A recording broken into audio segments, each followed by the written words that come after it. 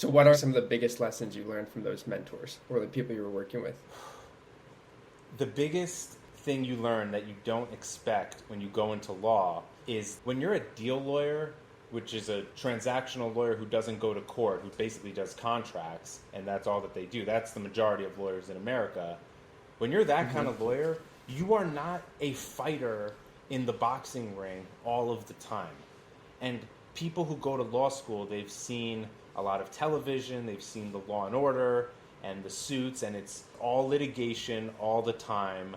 The litigation is so overrepresented in entertainment, and to me it's so boring and it's so tired out. Like, the real action is in deal making and in transactional work. So what I learned from those big law transactional partners was how to be not a fighter necessarily. Of course, if we need to, we will fight for our clients, but really we're consensus builders, and we are helping people navigate and solve complex problems, and we're holding their hand and we're guiding them.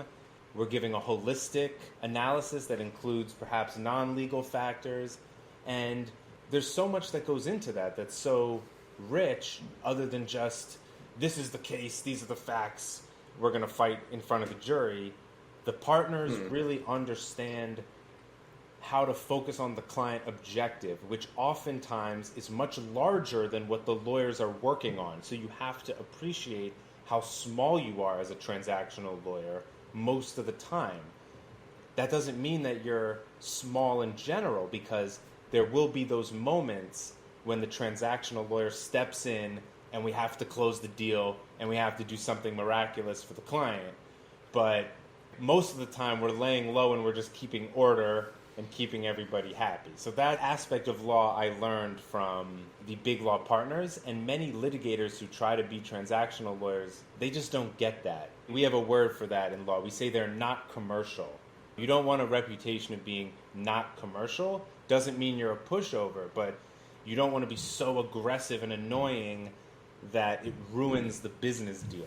And many lawyers get in trouble with their clients for being so annoying and aggressive that they literally just ruin the deal, and they get blamed, and that's how they get fired. And that's where we swoop in and we try to steal clients in those contexts. Wow, that's crazy.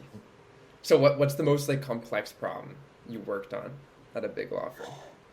You know, the thing about the complexity of the work at the big law firms is what makes it complex. And it's different than what makes a small business deal complex. A big firm deal is complex because the companies you're working with are so large and they have so many moving parts that you have to deal with in the contract. And there's so many foreign countries and lawyers in foreign countries, and you have to keep track of everything.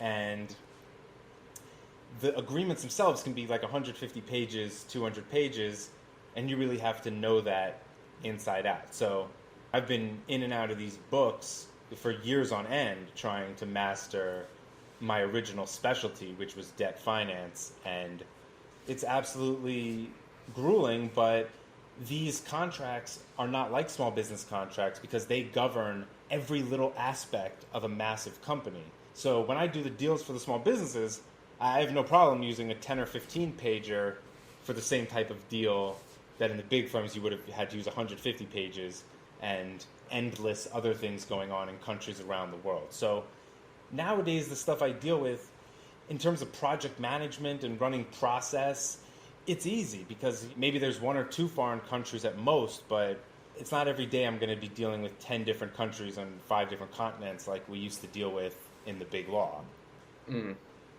Yeah, for sure.